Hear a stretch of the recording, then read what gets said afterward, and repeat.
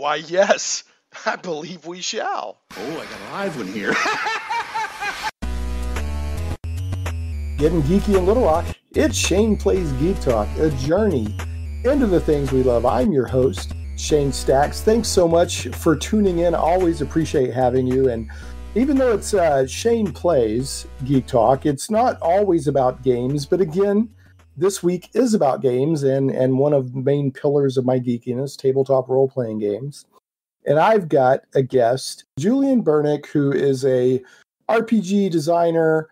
So we're here to talk about that. But also, I've been wanting for a long time to do a show about Jack Vance and the Dying Earth, which is just really fun fiction, fantasy fiction anyway, but it also had a large impact and influence on Dungeons and Dragons and thereby role-playing and that sort of thing. And so we're going to talk about that. And then also, it just so happens that Julian is on a team with the Goodman Games Dungeon Crawl Classics folks to develop some role-playing materials that's in Kickstarter right now for the Dying Earth. So it's going to be a great show. We got a lot to cover. Julian, thanks again for being here and for being here on short notice. Oh, no problem. Thank you for having me. Yeah, I'm totally glad to have you. It's a pleasure. I wanted to get this show done, if possible, quickly, because the Kickstarter for the Dungeon Crawl Classics Dying Earth ends on Wednesday, July 21st, which is about 9 days from now. So I'm going to try to get this out on July 13th or 14th at the latest to give people at least a week to check that out.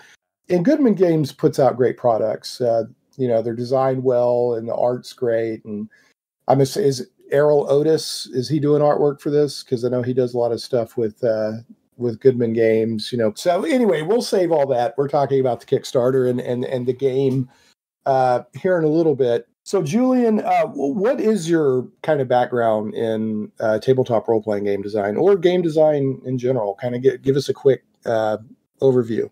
Yeah, thanks. I have been a gamer since my early youth, around the age of 10 or 12 or so. I was an only child, so I remember getting my first Redbox set, and I had a lot of confusion about the sandbox thing. I sort of got it, but I thought it was a board game, and I didn't totally get the whole map idea. I also may not have had the map somehow, but I remember I made a big circular track, like a road racing game where characters would just kind of go around the track over and over again and like fight monsters. I didn't totally get it. So you did a Car Wars Redbox mashup. Well, yeah, I'll take credit for that, but it wasn't as cool as it sounds. That's for sure. At the age of 10, I did my first hybrid.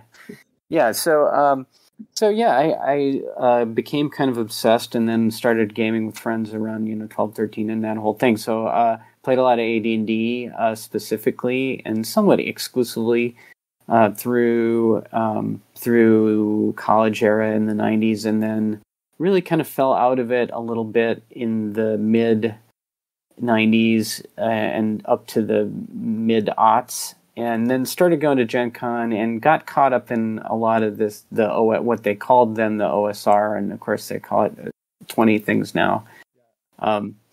It's OSR to me. I mean, OSR comes up that it's either literally the old school games or games inspired by them. Old school. I even just say, I'm an old school gamer, right? Or a grognard if you prefer. Right. I would say grognard, but it is a French term. So is grognard, is that the correct?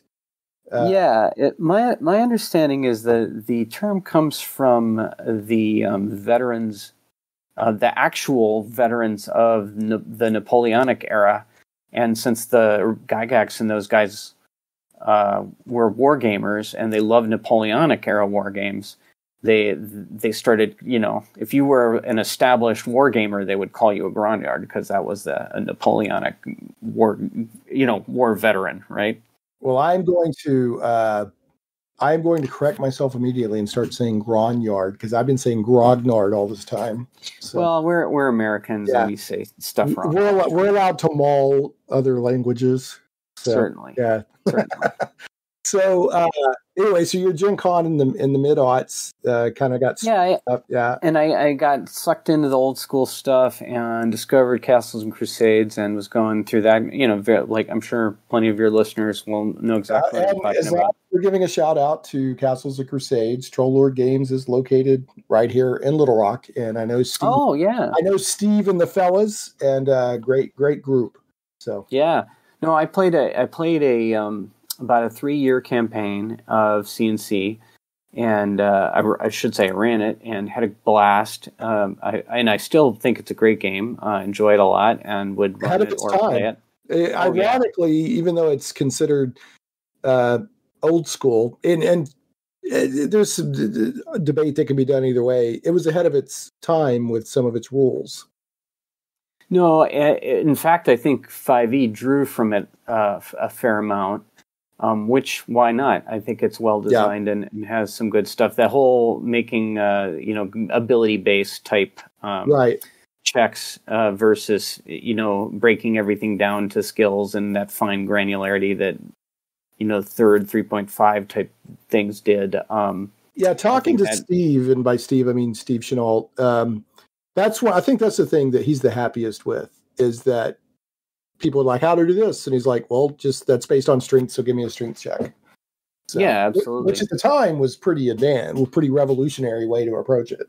So, I mean, it's just the way we did it in the AD&D era, where we said, well, roll under your strength, right? But it had to come back in. It had to kind of come back in fashion, and then they also what I think the innovation was that they made it a roll high check, which was consistent with the way people had played third, so that you could kind of bring them in from the third and what was soon to become Pathfinder and stuff like that. Well, and I know we're not here to talk about Troll Lord, but as long as they came up, they were also one of the first, they were trendsetters. They jumped out there, one of the very first to jump on the OGL and see where they could go with it. So, but anyway, I just want to give them a little love, but we're here to talk about you and Goodman Games. So, anyway, so you played about a 3-year campaign of Crusades.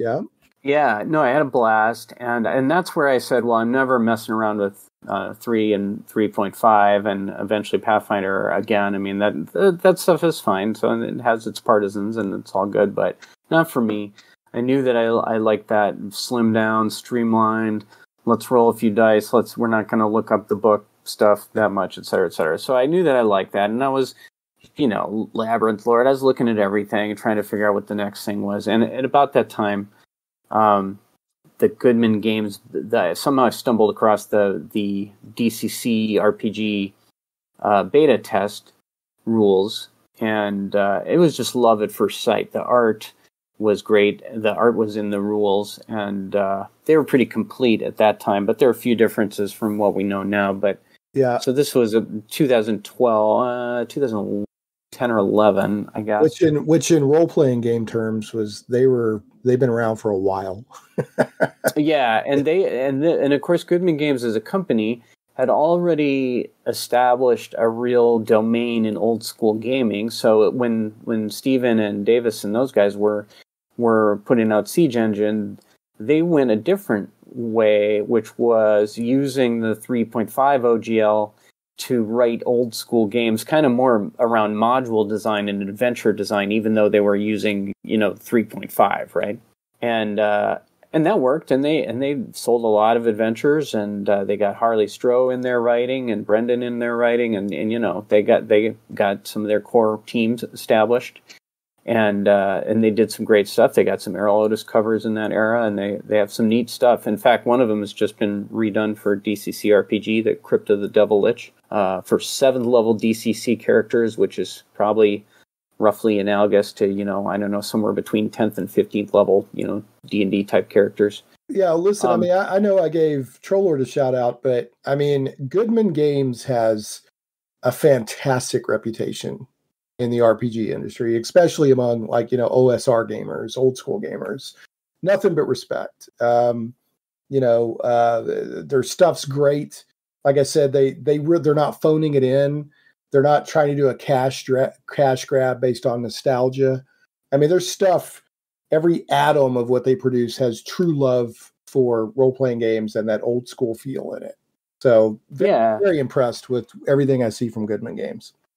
So what blew me away, so having played CNC, which I think is a great system and really brought a little more modern design to kind of an AD&D feel, right?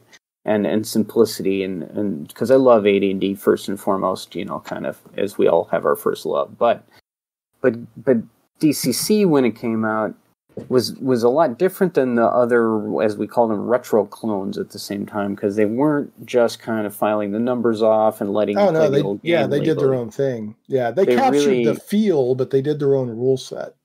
Yeah, so it was quite a different thing in terms of they actually, the design of the game, and I wasn't a designer in the game at this point. I'm still probably a junior designer with them, if anything, but their real design of the game was to say, let's go back and read what they call the Appendix N stuff that inspired Gygax, like Jack Vance and Robert Howard and Lovecraft, and, Fritz Leiber and Jack Williamson and all these guys, and then let's rewrite D&D using the OGL as if we were writing the first role-playing game now. Oh, that's it. I didn't know that. So that was kind of their vision, their kind of North Star was how they set out and did it. I didn't know that. Oh yeah, they said, Gygax, Gygax is a pioneer and a mountain and we're all standing on the shoulders of giants when you think of Arneson and Gygax, right? Because it had never been done. So right. How they came up with it is just ridiculous to even ponder. But they said, now that we understand what the heck we're doing 40 years later, 30 years later. Well, no, about 40. Anyway, something, yeah. It was close to 40 years later. Let's just say decades later. Decades later. We want to, we're going to go back to the source material that inspired D&D, and we're going to say, how do you apply modern gaming principles to that and try to avoid some of the pitfalls that, we know what was great about D&D looking back, and we also know where some of the dead ends were.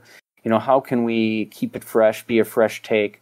So they really tried to say, we're going to stay true to that foundational literature, and we're also not going to do the stuff that's not that foundational literature. So if you want, like a high fantasy, Dragonlance campaign, it may not be right for you because it's about Conan and Liber and, gritty thieves stabbing each other in alleys and Conan hanging on by his fingernails to the... And let me say, I love Dragonlance, but that wasn't the tone of the original. When he first came out, it was coming out of a different zeitgeist, if you will. It was a different, and I'm randomly picking on them. I could pick on what you're saying is it's like Dragonlance is like the Star Wars of D&D. It's like this high fantasy. I don't know, it's a different tone. That was the DCC choice is, hey, we want to it's going to be sticking with the Conan and the Fafhrd and Mauser and the Dying Earth and more of its pulp.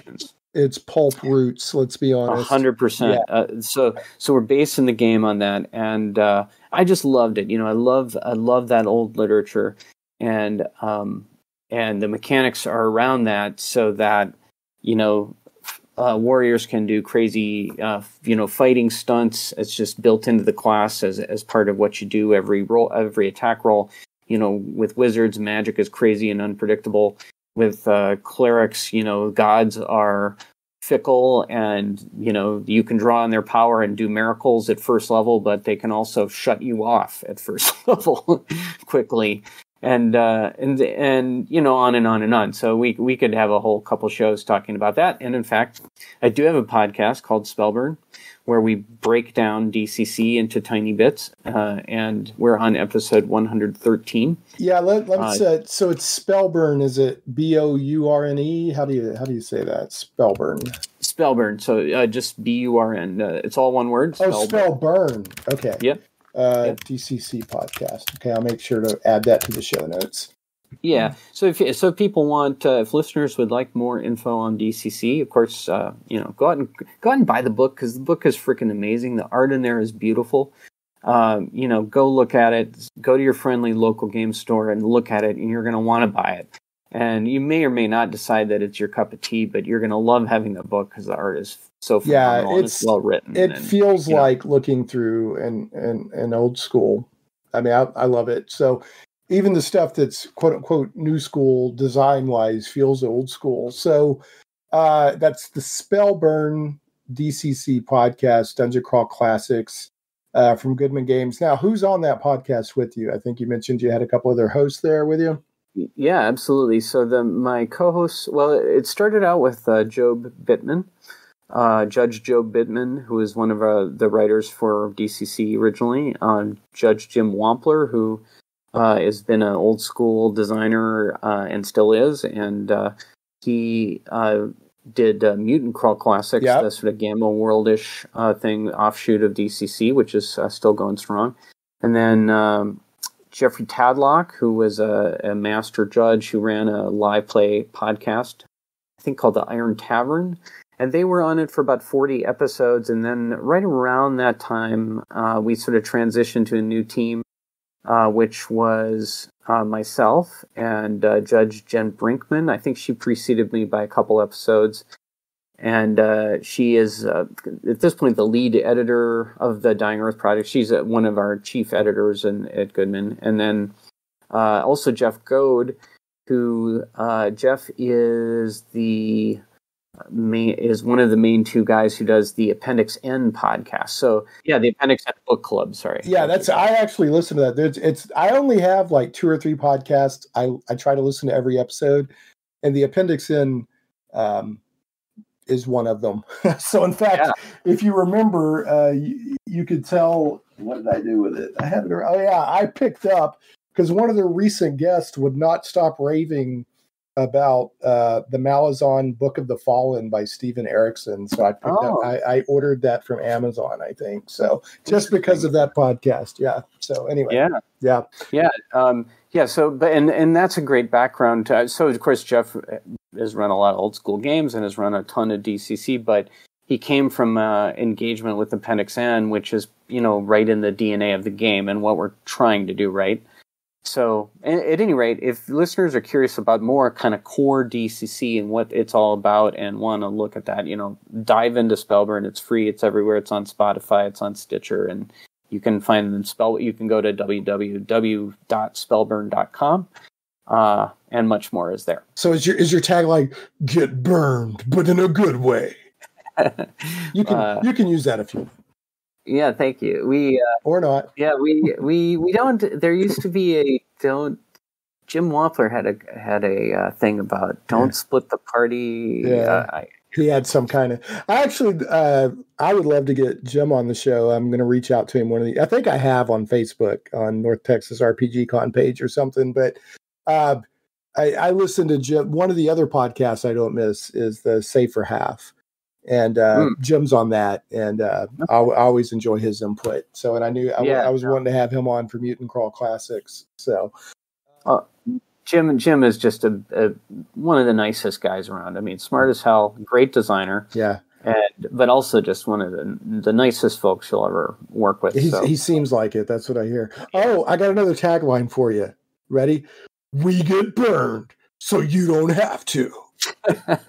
Well, in DCC, you're supposed to get burned. So that random, unpredictable, crazy magic stuff is going to burn you sooner or later. So, that's the old school thing. Embrace it. Well, let me ask you this. And we're going to talk about Jack Vance. We're going to talk about the Dying Earth. But this is also, we're touching on DCC, Dungeon Crawl Classics. What is it about? And I'm asking from a neutral position. I'm not saying it's bad. I'm not saying it's good. I'm just curious from a design perspective. What was the thought behind having the unique dice for the bonuses and negative modifiers instead of just having modifiers on the dice rolls? So from a design perspective, what was the thought behind I think honestly, there's a little bit of marketing in there and a little bit of like, well, we want to do something different and establish it and stuff like that. But the more important thing and the cooler thing about it, if you think back, just like they were talking about, let's go back to 74 and try to put ourselves in, Gygax's shoes. I'm a fan of Vance. I'm a fan of Robert Howard and Lovecraft and so on and so forth. And, what was the amazement of that, seeing that game? It was, oh my God, here's a game, some kind of game with dice that references Robert Howard and Vance and aliens and, all that stuff. And there are these funky, weird 4-sided dice. I mean, back in the day, in the 70s and 80s, I mean, now you can get D&D dice at Walmart. But back in the day, that was part of the exotic attraction. It was so to have that kind of discovery, that kind of joy, that wonder. We wanted to actually show people a 7-sider and make it part of their game. Show people a 24-sider and a 30-sider and say, "Hey, this is part of your game now." Just make it feel to give it that because that was it was and maybe it feels exotic to new players. I don't know, but. To me, it feels like the D&D and role-playing games and the funny dice have been baked enough into pop culture that they don't seem as exotic anymore.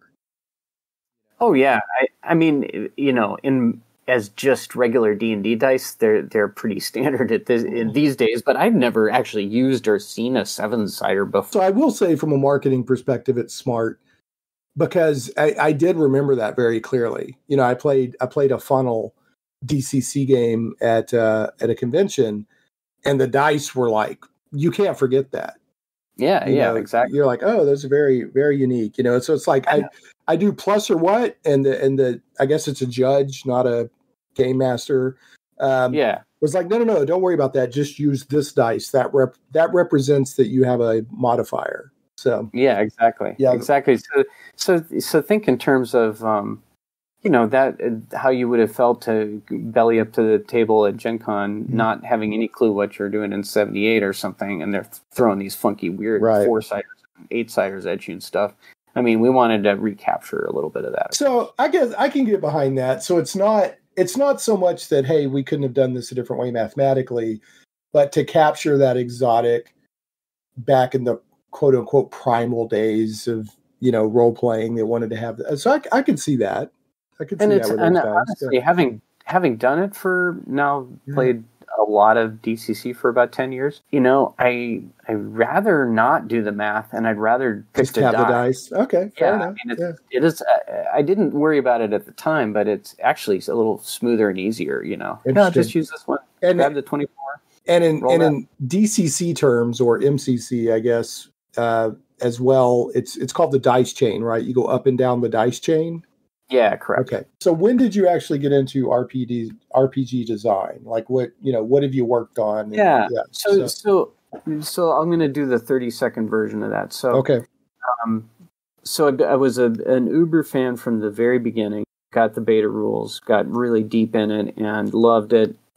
Started playing it, hanging out on G+, the old G+ community, which for DCC was sensational. I personally miss G+. Oh yeah. No, and we had a great, really great community there. So sort of just became a big super fan member and went to Gen Con every year, met everybody, and played and ran DCC games and so on. And then eventually, to make a long story short, I started to bug Joseph about wanting to write adventures because I am a writer and have writing background. And you are, so I believe you have a book, or is it long form poetry? A book of long form poetry? Yeah, I published a couple of years, just last year, really, a poem. My background's in poetry, actually, and but don't get scared. I did write sort of an Appendix N long poem. It's sort of a gothic romance, that has sort of mystery and maybe even Lovecraftian elements a little bit. And it's a little goofy, hopefully in a funny and fun way, and a little horrible at the same time. So that's called Castle Bash. Okay. And it's, of course, my name, Julian Bernick. And you could search Castle Bash and Julian Bernick on Amazon or wherever good books are sold. and take a look at it if you're curious. It does rhyme, so you've got that to deal with, Right. but it's only 50 pages long. It goes pretty fast, so check it out if you want something really different, because that's probably the only rhyming long form Gothic Lovecraftian poem you're going to read this year. So there's so many out there, but yeah, exactly. No, I think that I'm glad you actually made it rhyme, because a lot of poets, I think they feel like, well, if it rhymes, it's not real poetry. That's a whole different podcast where I swear about it. But I like poetry that rhymes, and I like poetry that's like does its own thing. But anyway, okay, so Castle Bash. Yeah. Sorry, so I was bugging Mr. Goodman, as aka the Dark Master, as we like to call him, and finally, he did come to me and say, "Well, we got some Mutant Crawl Classic stuff." It was around the time that rolled out, so I had been doing some playtesting of that and loved it, and so that's what happened. I worked with Jim. I got an assignment, and so I did a couple MCC adventures, and then they were reasonably well received, and maybe most importantly, I turned everything in on time. I do a little bit of small amount of RPG work. I've been dipping my toe in the water, and that and other projects I've been involved with creatively over the years. Somebody who turns stuff in on time is likelier to get continuing work than somebody who's amazing who can never meet a deadline. So, yeah. You got to be reasonably easy to work with, and you got to turn your stuff in. Right. That helps a lot. Yeah. So, you could be. If you're Shakespeare or something, then you can probably do whatever you want. But right. I'm not. But how many of us are Shakespeare? Yeah, definitely not. So, Shakespeare never wrote a long form rhyming poetry with shades of Lovecraft either. So there. No, that's true. He got most of the way, but he didn't get the Lovecraft. You never know. You never know. Somebody may have done it in a Shakespearean. I'm sure somebody has. Yeah. Hamlet versus the Migo or something. I'm sure Hamlet at the Mountains of Madness is out there on somebody's hard drive. Yeah. No, that's probably a moneymaker, actually. It probably is. I mean, they've got so they've got all kinds of mashups these days. So you did a couple of MCC adventures, and those went well. And then you ended up. I mean, do you primarily write for DCC now, or do you still write with MCC? Yeah. Okay. After doing the MCC stuff, I did a little bit of a transition to. I did about 4 years in a row. I've done the free RPG Day adventure. So Joseph does a. Well, I've got some of your stuff up there then. If you have stuff from like the last 2 or 3 years, he's done. I've been in 2 of those, the last 2, and then last year he also started having a quote unquote DCC day, which is its own kind of day where he does his own marketing and he gives out a free adventure pack at your local game store. And so I've had an adventure in last year's and this year's as well, and so that's more regular, quote-unquote normal DCC, although we try to be wild and never be normal. It has a reputation for being kind of gonzo. Yeah. And sometimes it is. Not all the time. Sometimes you want to color in the lines a little more and sometimes a little less. So is this Dying Earth project you're on, is that like the largest project that you've done with Goodman Games, or how does that compare? Yeah. Okay. No, absolutely. It's by far the most work I've done. One of the initial adventures for it, and then some of the writing in the core material. Okay. As well as one of the stretch goals is also a second adventure that I will be doing for it. Nice. You're gonna stretch your writing skills and. Oh yeah. Yeah. Okay. No, it's been a blast so that brings us to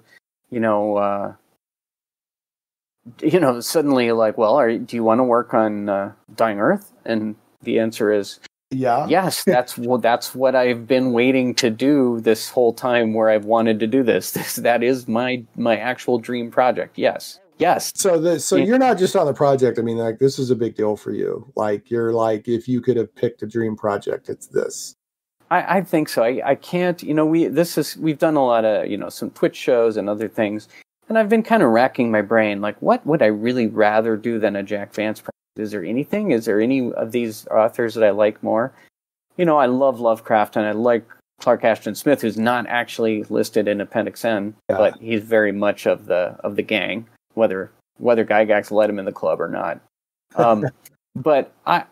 Well, Vance is a heck of a lot of fun. I mean, I read a lot of different pulp, but Vance is probably the most fun. No, he's got the reason. Of course, I'm really drawn to him.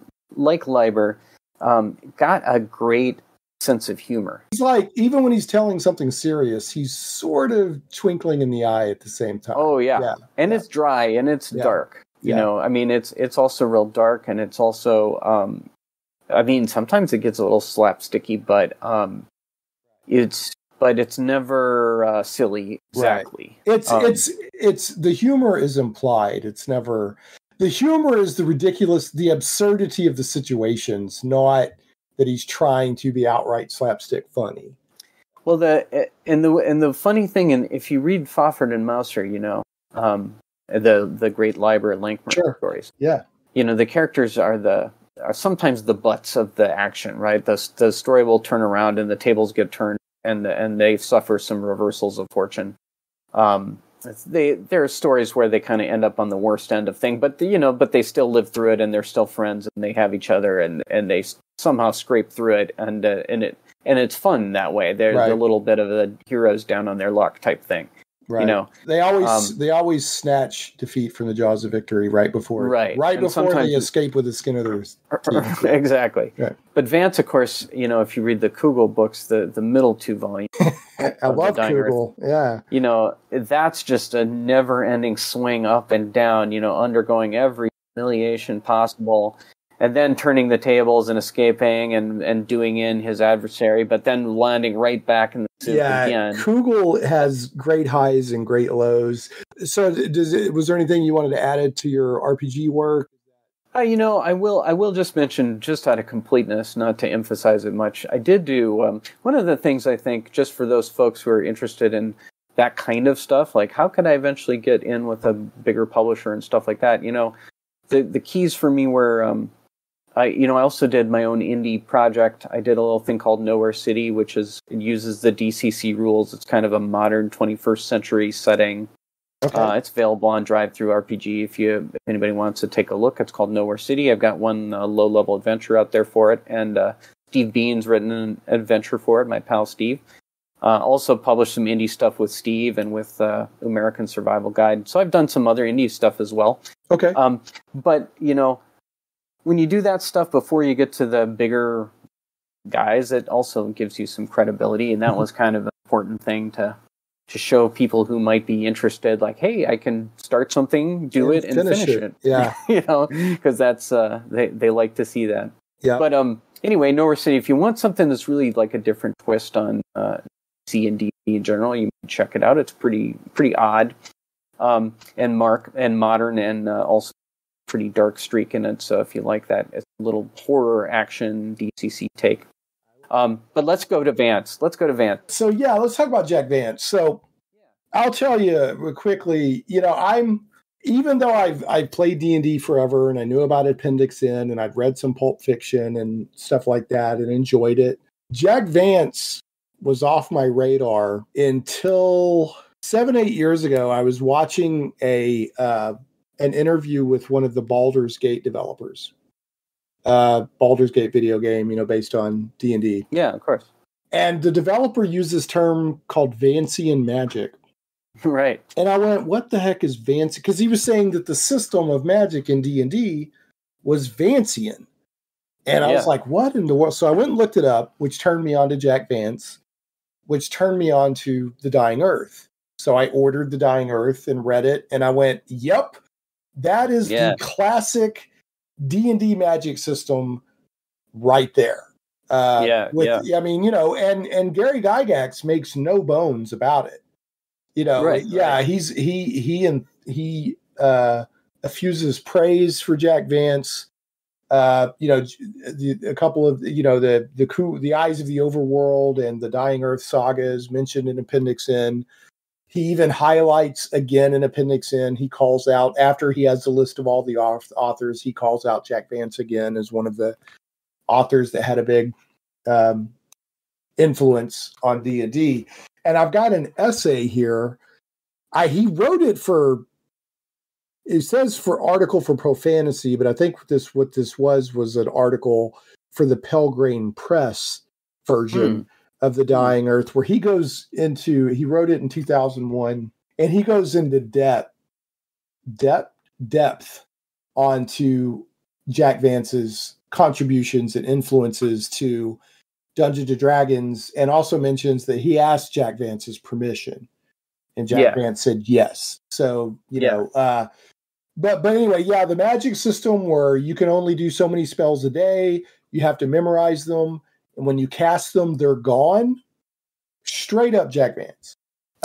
Indeed. Yeah, indeed. And there's other influences as well that this essay goes into, but that's probably the big one.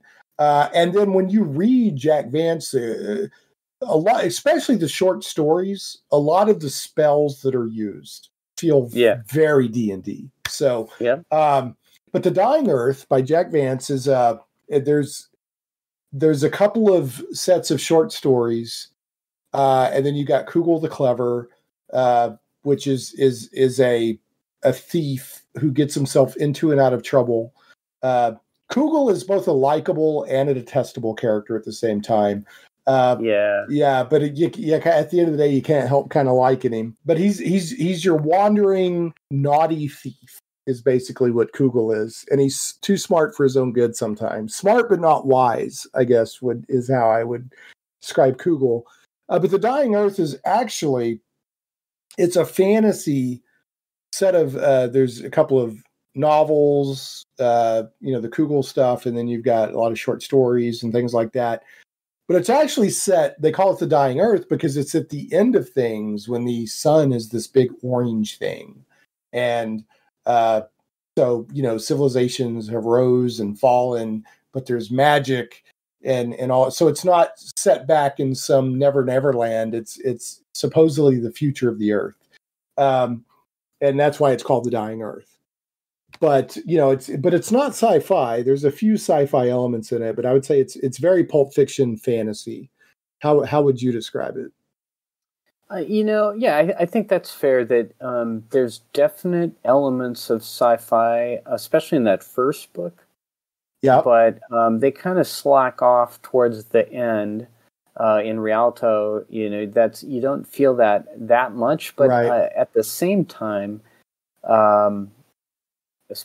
Particularly in Rialto, there's aliens who have come and lived on Earth for millions of years or tens of thousands of years or whatever, who are stuck there and now inhabitants of Earth, and they don't really get into the star travel, but that is a thing that happened, And then at one point they take the floating palace out in the stars and cross galaxies and go to the end of the universe. I mean, and it's kind of more fantasy star travel than sci-fi. It's hardly hard science, but at the same time, it has that, anytime you get in a spaceship, it's kind of science fiction. Yeah, no, there's science fiction sprinkled into it, but the whole tone of it feels more fantasy. It's got it's got a fantasy pulpish kind of feel. Yeah. So I love Vance, and I started reading him about 15 years ago. I think Leoness was my first thing, and then Dying Earth, and since I've read a lot of his stuff, everything I can get my hands on, basically. And but I think that I love other stuff, maybe just as much in other ways. But I would say that The Dying Earth is his craziest, most wildly imaginative, probably his funniest work. For sure. To use a word that you used earlier talking about DCC, The Dying Earth is gonzo. Yeah, it is, but it never... It's interesting to use that word because, I would hesitate a little. It really meets... If you define gonzo and you talk about Dying Earth, it sure is, right? But somehow everything in Dying Earth is in its place. And it has an internal consistency. Yeah, and it has his rigorous, elegant style, even though it's so wild and the imaginative leaps are so wild. But I mean, in Gonzo, you feel kind of like anything can happen, and Jack Vance, you don't always feel like anything can happen, but then to hell with you anyway. Around the corner, anything does happen. I mean, it has, considering how crazy it is, it feels remarkably cogent sometimes, but it's but it is. But then you're like, oh, and then there's these aliens here, down in this valley that have been here 30,000 years, and they came, and Vance doesn't hardly ever go into a lot of detail. He just says, oh yeah, those weird 6-legged creatures, live down in that valley. And go talk to them if you want. He's having a lot of fun with, like I said, he always, even though it's serious and serious stuff happens, he's always got kind of a little twinkle in his eye while he's writing this stuff, especially the Kugel stuff. But it's not about the Dark Lord must be stopped. It's just having adventures, and a lot of the stuff that's going on is people are out to build their own fame and their ego and competing with each other. And they're trying to acquire the magical item just for the magical itemness of it, or trying to do wizards that jealous of each other, trying to do away with each other. And then of course you got Kugel, who's just bumbling along, having adventures. And he, in Gygax's own words, Kugel was one of the inspirations for the thief class in D&D, along with, is it Zelazny's Shadowjack? Let me see if I can. I've got, and I'm sure, I'm sure the Mouser too, right? You talk about Fawford and the Grey Mouser. Yeah, certainly. Yeah, I couldn't imagine. I couldn't but imagine that the Grey Mouser was also an influence there. But Kugel, I would say at least half of the writings of the Dying Earth involve Kugel. Yeah, well, that's about right, because two of the 4 books, and they're the number 2 and number 3. Those 2 books are both longer than the first book, which is pretty compact, even though it's like 7 stories, 6 stories, or 7 stories. They're both pretty meaty by Jack Vance standards. Very meaty, yeah. They're actual like novels. And the first book, Miserium the Magician, I think, that's actually a series of short stories. Yeah. And then Rialto the Marvelous, I think, I can't remember, is that short stories or is that a short novel? All of the books are kind of episodic. Yeah. Even the Kugel books that kind of are arranged around a plot, a fairly simple plot of, in the first book, he gets in bad with a sorcerer and the guy sends him across the world and tells him to get something and bring it back to him, right? And then, so that's the plot. It's not any more complicated than that. But of course, he has adventure after adventure after adventure and crazy stuff happening over and over to him as he tries to work his way back to the sorcerer, who, by the way, he's not very happy with at that point, right? Right. And then the third book is funny. Even as I think about how the second book ends and the third book begins, I start laughing a little because it's pretty funny. But the third book essentially kind of repeats it. He takes a different route, but of course, at this point, he's really pissed off. Right. And he's trying to get back to, because at the beginning of The Eyes of the Overworld, he like you said, he ticks off a magician who sends him like to the other side of the earth or something, and he's trying to get back.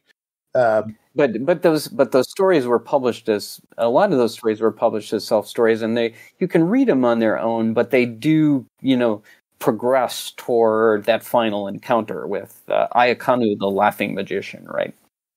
Right. In both books, actually. So they definitely go somewhere. So you can sort of say, more than like the first book, you'd say that either one of those is kind of a novel. But at the same time, you can also, if you said that it's their collection of short stories that kind of interlock, you wouldn't be wrong either. Well, but the first one, what some people call The Dying Earth, but it's also published as Miserium the Magician, those are unrelated short stories. They're just all set in The Dying Earth, right? Yeah, the first 2 or 3 are a little have a little more related, but not. But yeah, I mean, they're not tightly linked at all. No. Yeah, they're all worth reading. Kugel, like I said, you were laughing. Kugel, he does some really amazing stuff, and he also does some really, really stupid stuff. Yeah, and he's the very definition of a protagonist, because he's not really a hero, but he's the hero of his own story. Yes. And he's Loki-ish in this way. And I don't mean like Loki in the Marvel Cinematic Universe sense. Okay. And I like the Marvel Cinematic Universe. I'm not dissing on it. But if you read the original mythology, like I recommend Neil Gaiman's Norse mythology. Norse mythology he sort of fictionalizes, but he uses the original myths, writes it like fiction. Or if you go dig back into the original Norse mythology, Loki was amazing at getting himself and others out of trouble. Like amazing, but he was also usually the cause of the trouble in the first place. Yeah, and indeed. And that's very Kugel.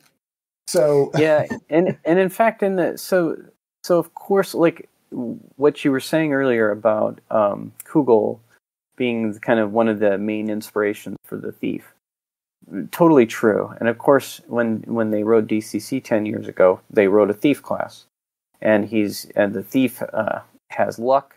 Has a luck die that he can spend luck points, because DCC has a luck score, just like strength, intelligence, wisdom, and so forth. You have a luck score, and you can spend luck points to alter the dice, to add to your die rolls and stuff. But they're very precious. They're hard to regain, and most classes can't get them back very easily, and so on. Thieves get them back constantly, and they can spend them. And the higher level you get, the more you can spend. So it's So luck is a big part of being a thief, very much in the mold of the Mouser and Kugel, and maybe even Conan, who did a lot of thieving, even though he was a big burly fellow, obviously. But we really wanted to take it further with that class in Dying Earth. So there's even kind of more crazy luck mechanics in what we call the Wayfarer in Dying Earth, because we wanted to actually get at those vicissitudes of fate swinging back and forth. Kugel will be riding on top of the world one second, and then sometimes again, just like you said, of his own making, everything gets flipped. The people he fled in the last village suddenly catch up to him, and right, and they run him out of his good gig in the current place. That happens to him a lot. It's always flipping. So we wanted to make a guy who didn't just survive by his dexterity and his luck per se, but actually try to capture in the game some of the way the luck swings back and forth. So without going into a lot of gory detail, the more you spend luck and the people around you spend luck, the easier it gets for you to get lucky. But the more you get lucky, the harder it gets for you. Then it becomes harder for you to get lucky. So the luck mechanic actually tries to keep things Kugelish, where you're gonna have some real strokes of fortune, and then you're gonna turn around and you're gonna have some real setbacks, and possibly affecting the luck of your party members as well. Because that'd be pretty Vancey. Guys who travel together in the Dying Earth were not always great friends and stalwart allies. Of not course. At all. Yeah, there is like I said, it's a very pulp. I don't know how to explain it. It's a very pulp sensibility that that it's not these days of high honor, and we can say it's pre-Tolkien, right? Yeah, it's pre-Tolkien for sure. Yeah, it doesn't have that kind of high fantasy or noble races, and again, I love Tolkien. There's nothing wrong with that. But Jack Vance is just a completely different type of approach. I was trying to find Gary Gygax's description of it here. He describes it as it's a marvelous, dark, far future world setting The Earth is no longer our world, just as the sun is no longer the old soul we see. It is a planet so ancient that its earlier history has been lost and forgotten. But you only get little teases of its history. That's not the point, when you're reading this stuff. So he said the dying Earth is a perfect place for a sophisticated, whimsical, and I think whimsical captures it probably even more than Gonzo. Yeah, I think that is maybe the word I'd go with, and it's not because Gonzo is not correct. It's because whimsical is more of a Jack Vancian word, right? And the language in the books is really important, right? He uses a crazy vocabulary, and and his characters speak, and you're like, oh, this guy's like a wandering vagabond, but he speaks very highfalutin, right? And he's selling tchotchkes in a village market, just basically kind of a part-time thief, part-time traveling salesman, and the guy at the next stall is like, oh, but come into my abode so that we may discuss the vagaries of fortune, and and it goes on, and everybody kind of speaks like that in the dying Earth. Right. And it's very stylized, obviously. So that's part of the fun of it. And I think that's kind of what was holding me off Gonzo. Like, I think whimsical more fits the Vancian tone better. Right. I'd agree with that. Some other stuff, and this is from that essay that I referenced earlier, but he says that, he said the trick to survival for individuals on the dying Earth, and this goes back to what we were talking about, the people together are not necessarily stalwart boon companions. You must be cunning. You have to be cunning to survive in the dying Earth. The brash and the foolhardy are naturally selected out early in the process of living in such an environment. So, and I would say that, everybody that manages not to get completely done over in the dying Earth has an element of cunning. Yeah, probably true. True. If you try to trust your fellow man, it's probably not going to go well for you if you're trying to adventure anyway. So I will say, so this is a really important point that you're bringing up, because we wanted to, now, in DCC, of course, one of the first things you'll see in the book, it says you're no hero, you're a reaver and a cut purse and because it's going back to that pulpy tradition, right? And very much in vein with Vance. And when we're writing those adventures, I know in mine, I wanted to give some opportunities to sow a little discord and that kind of stuff. But there are some mechanics that also can maybe encourage a little PvP type thing. Yeah. But at the same time, that's an option, right? So if your table is not right for that, if that's not right for your table, that's totally okay, right? We know that not everybody's going to want to dive into that right off the bat. Maybe they'll get comfortable and they will want to play that way. Maybe they will never get there. But you can, if you have a very traditional kind of collaborative style, we're all one gang against dragon and that kind of stuff, you can definitely go in there and play DCC that way. You can play DCC Dying Earth that way. So we're given those. It's not that we're necessarily forcing that play style on people, but certainly in my work there, and I think in the mechanics support it. It assumes that people have to be cunning to survive, and you probably, like Kugel, you've done some pretty reprehensible stuff to have survived as an adventurer for a while. Yeah, Kugel is, like I said, again, Kugel's a protagonist. He's not the personification of evil by any means, but he is, he's out to save his own skin. We'll just put it that way. Yeah, I mean, he does some pretty, I will say, when I reread the books, I'm sometimes still shocked by, he does some pretty awful stuff. I think, and I think sometimes it's a little shocking, and then sometimes it's also, it's of its time, and it's not very modern. It's of its time. It's definitely of its time. Yeah. So partially it's not very politically correct, especially with some gender stuff and stuff like that.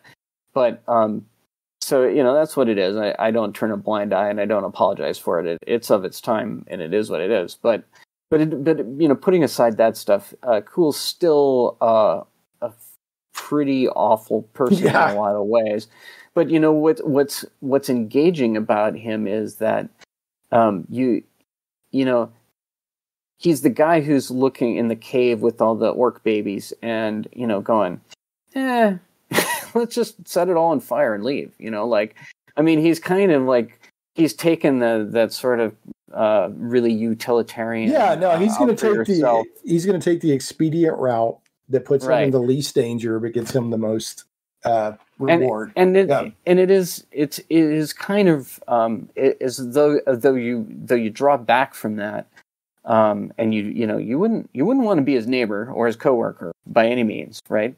But you draw back from that, but at the same time, you also, it's a little refreshing because you're like, if people are really in this situation, not many people are paladins. Right. And probably more people would act at least a little bit like Cool. So, it's to see kind of a little more of, right. How, people exhibiting very common human foibles is interesting and engaging. He's really, what he is he's selfish and lazy.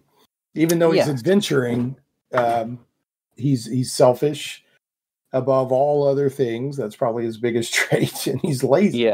But he also happens to adventure. So, and he's greedy. He's very greedy. Yeah, he's selfish, greedy, and lazy. Yeah, I'd put lazy third. And smart. He's smart. So, so you said something earlier that was very interesting to me. What you said that a dream project would be Jack Vance, Dying Earth. Now, what is it about the Dying Earth that you love above, like all other all other Pulp Fiction or whatever that you'd want to work on? So, what is Jack Vance? Why is it important to you? A great question, and if I had to sum it up in 2 or 3 elements, I would say, I guess we've kind of touched on all of them, but I would say. First of all, just the craziness, the wildness of the imagination, the whimsicalness of I'm at the end of, it's millions of years in the future. And even though it looks like a fantasy world, not only can anything happen, but almost everything probably has happened, right? I mean, there's far-flung space travel and time travel in the last book that we haven't even touched on. That's about Rialto, the archmagician, and stuff like that. So, it's just the wildness of it. It is, I love that. Number 2, the humor. The fact that he draws these characters with all their foibles in the ways that we talked about Kugel and also Rialto, very also much more refined and powerful and secure, but also a very selfish character and very obsessed with his own prestige and status and willing to do some pretty ugly stuff. The characterization of those guys is refreshing to me. And then the humor that he is very content to make them the butt of the joke, because after all, they're not really heroes anyway. Right. So when they undergo humiliations and bad fate, one doesn't really feel too sorry for them, because after all, they mostly brought it on, and they've been happy to visit it on others when they serve them. And then third, but obviously that's pretty unique. You don't see, even in Liber, which has some really nice humor and great, willing to poke some fun at its main characters. Even in Pulp Fiction, you don't see too much of that stuff. Right. And then third is just, I think he's. I don't know. I mean, I guess I just have to say I think he's by far the finest writer in Appendix N. And I love Clark Ashton Smith. Again, he's not officially in the club, but I love Smith and I love Liber. Maybe Liber might be second in best moments. But and Howard, I mean, they're all guys are terrific writers. Right. It's when you say that, you're not dissing the others. I mean, they're all right, exactly right. But I just put Vance. Not only is Vance just terrific, but I think he's got a style that is really sets him above and is really unique. It's his own voice. It's so that when you're reading a Dying Earth or something, immediately where you are and what you're doing and who's, Mhm. oh, I'm reading Jack Vance, Right. and I could, even at some of his sci-fi novels and stuff, if you read some of the dialogue, you're like, oh, it's Jack Vance, so I find his writing to be, just sucks me in, and I just enjoy it. It can be extremely powerful and yet really understated in the way That's he does dialogue. That's a good way to put it. It's like really powerful but understated at the same time sometimes. Yeah, purposefully so. Yeah, yeah. So I think those three things are that's where he's, to me, really unique and different from, I'd say, everybody has come since as well. I there are some guys who have tried to follow in his shoes. I wouldn't, say rip him off per se, but love him and try to emulate him as a tribute and as do their own thing with what the master has done before, type thing. Right. And as homage and with love, and there have been a couple of things written in the Dying Earth that have been authorized by the estate, by Michael Shea and so on. And I haven't actually read those. I've read some of Shea's other work, Niftaleen, which has that flavor too. Mm-hmm. And it's all good stuff. But I mean, nobody, Shea would be the first person to tell you nobody comes close to the master.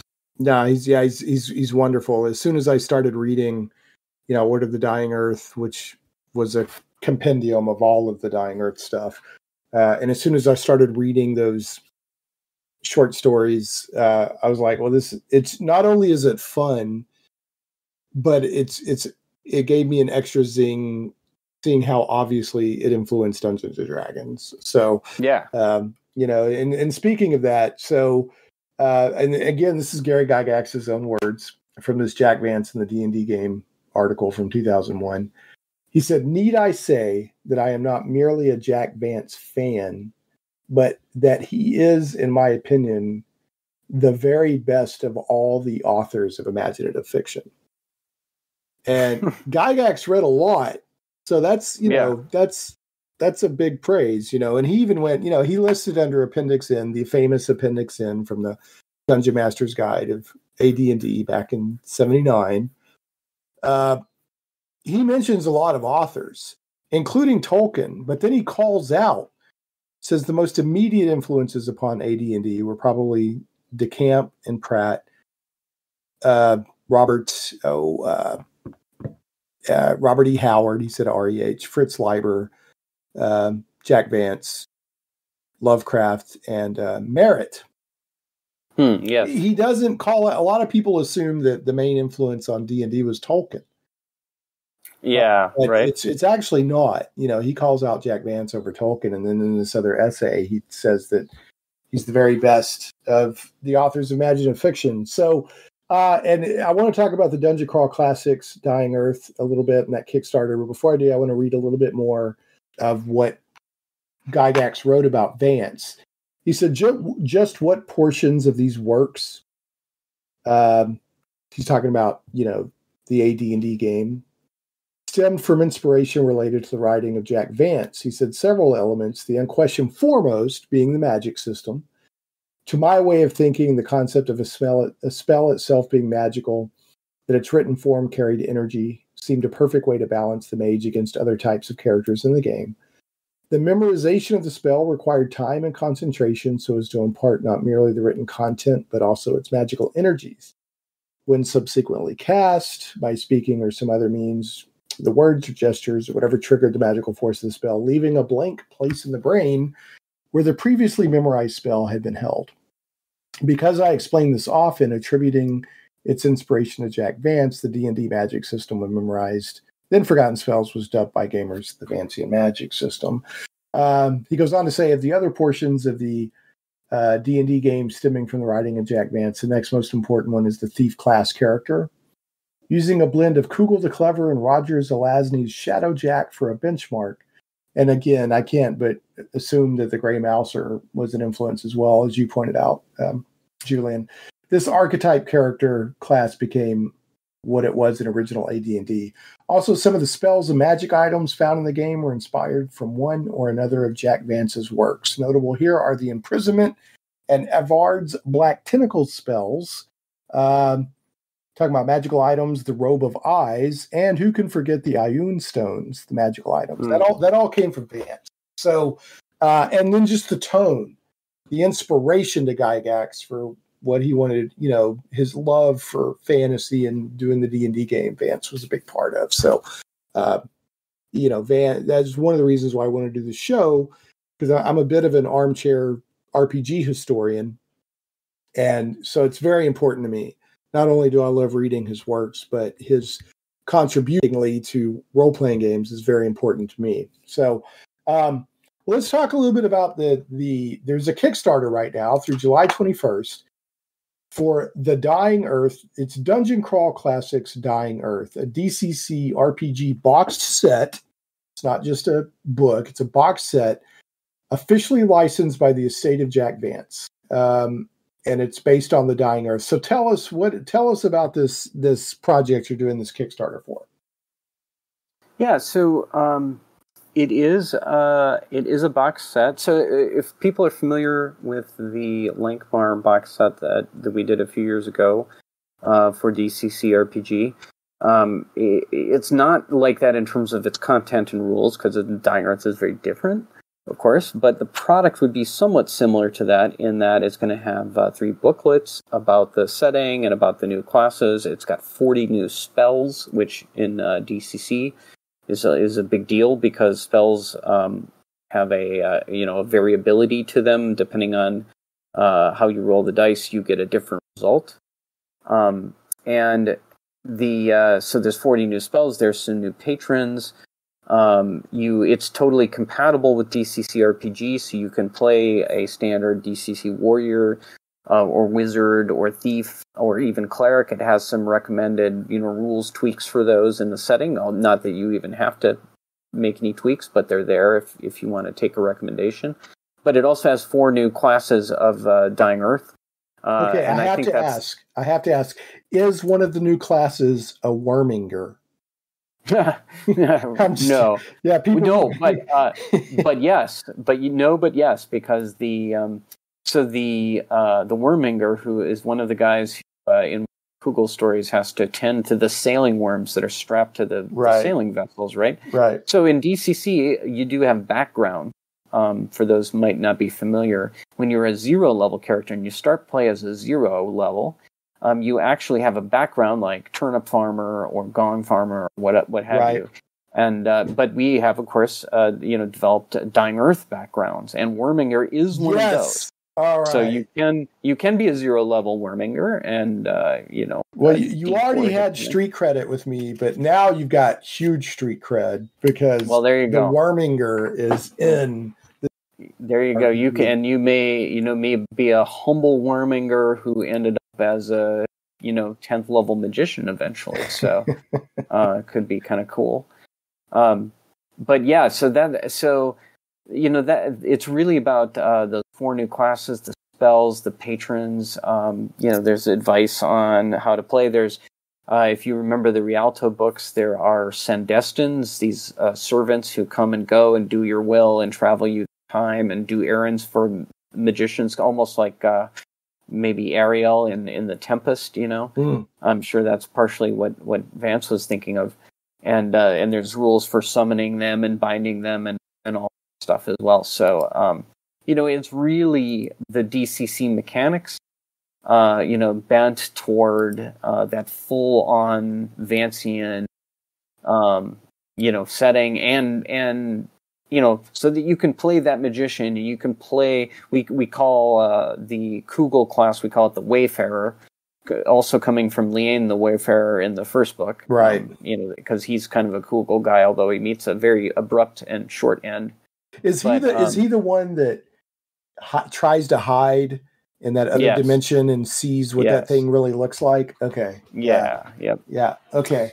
Yeah. All right. Anyway, so is it fair to say that this project is the DCC game, but reskinned with the Dying Earth?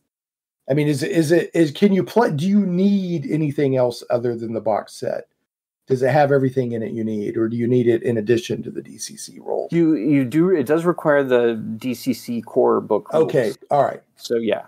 Okay. Good question. Yeah. And there's no ambiguity about that. We're so it's a setting to go along with that. It's not a standalone. Okay.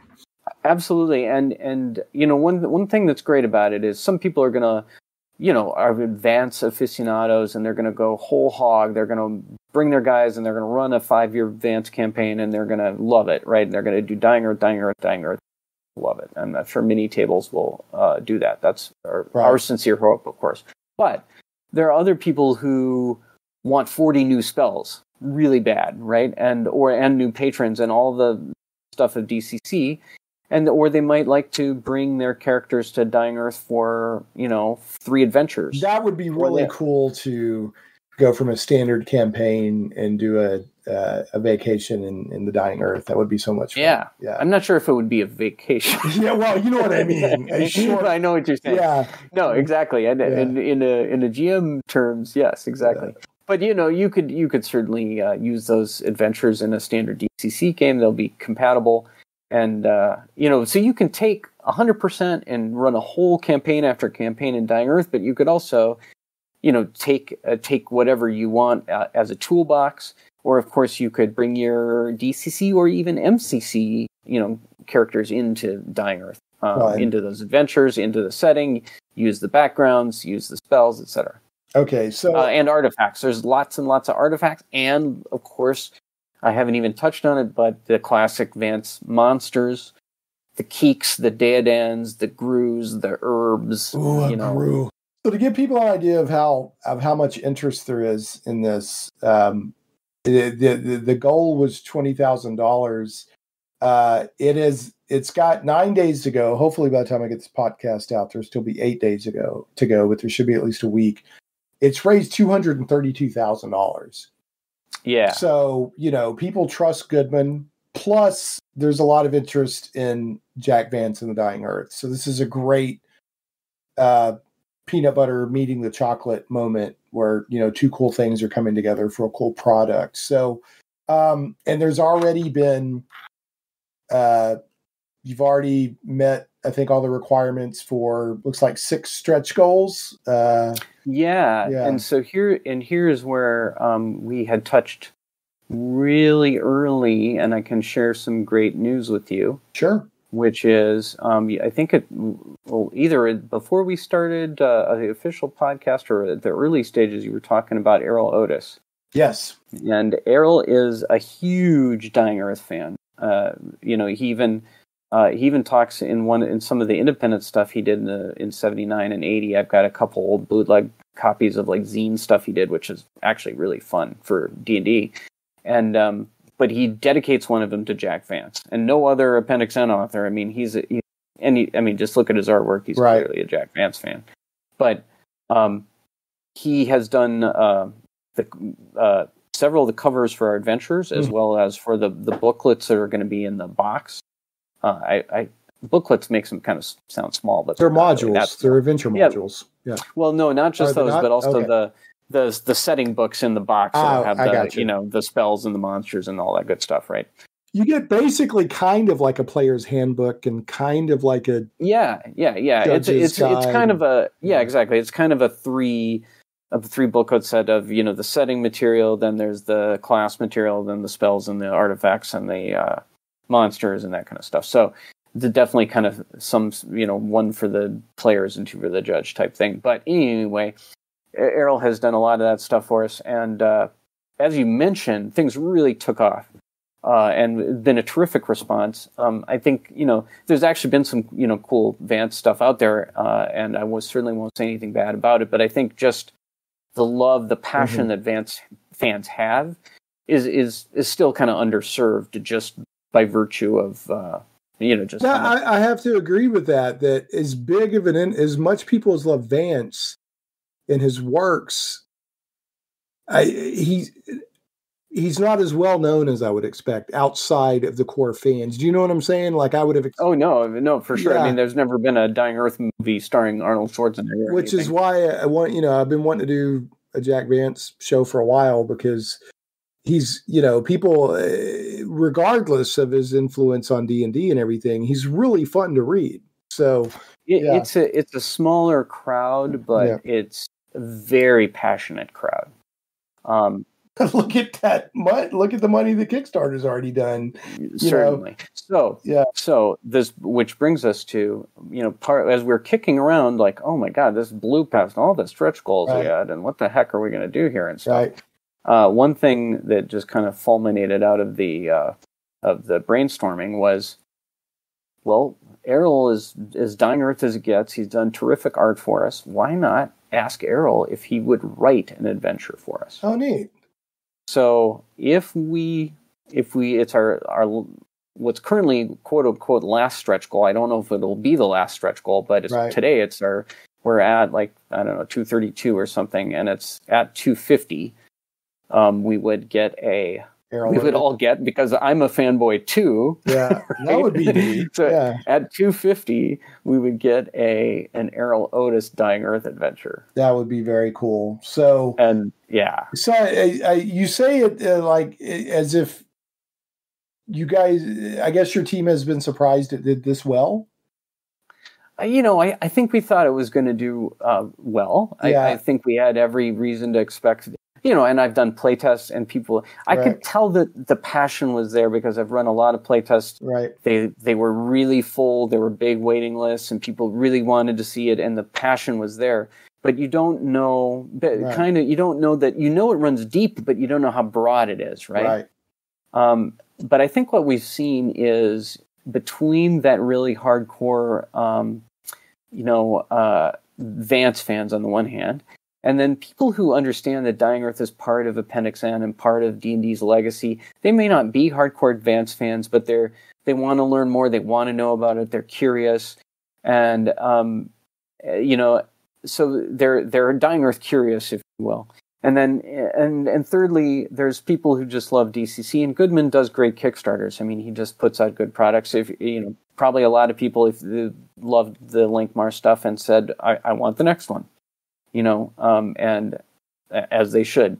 So I think, the timing may have been fortuitous, with people, really looking forward to get out of COVID and back into some gaming and having a little money to spend. And, nobody really knew what the industry was going to be like as things are kind of winding down. Hopefully. Sort of, we hope. Yeah, let's hope. Yeah, definitely. So so there's a little bit of that too. And it was a big deal to launch this, so soon after that, but, feeling like the storm clouds are breaking and stuff a little bit. Yeah. So, I don't want to say we're surprised it did well, because certainly we expected good things. I figured it would do well, but when I saw it... How, yeah. Yeah, when I went, I was like, oh, there's a Kickstarter. Let me go check this out.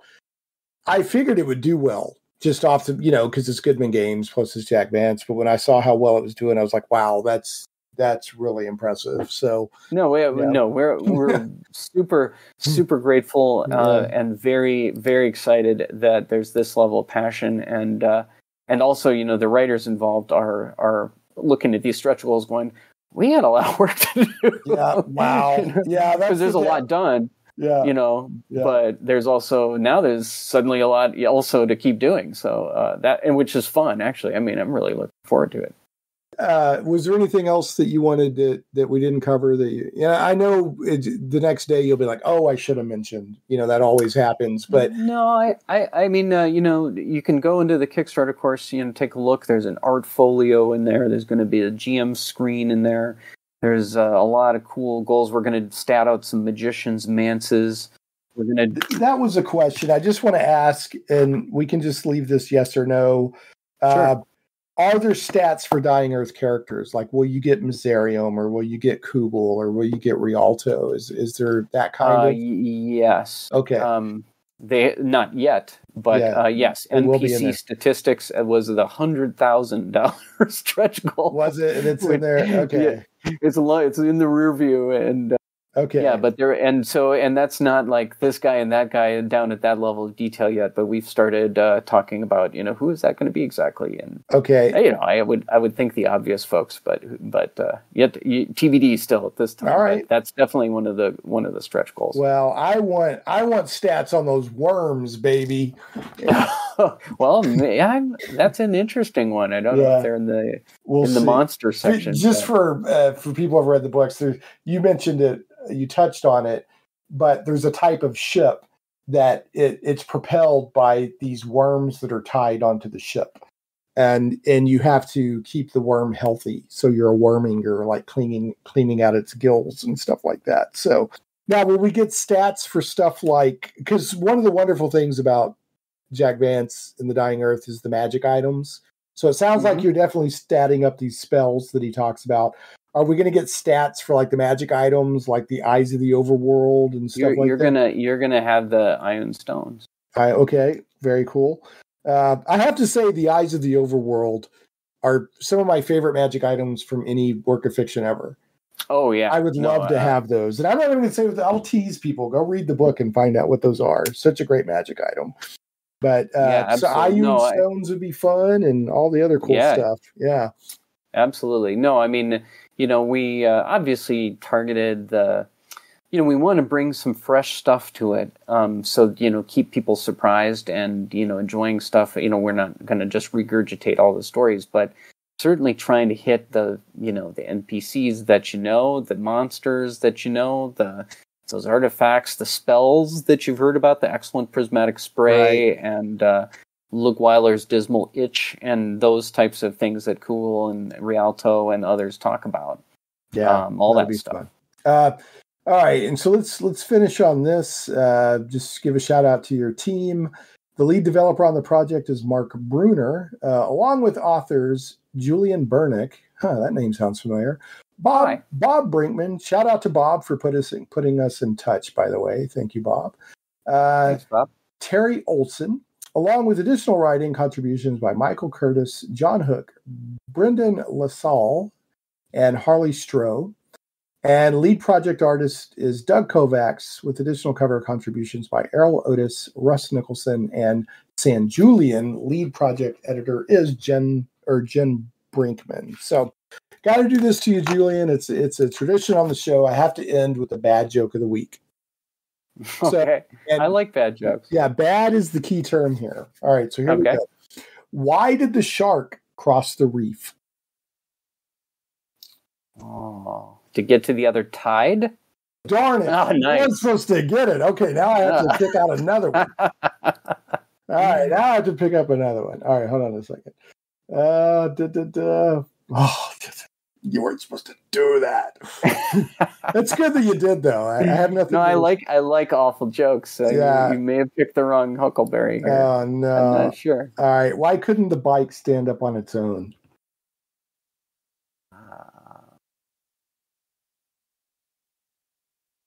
Okay. Okay, you got me. Because it was too tired.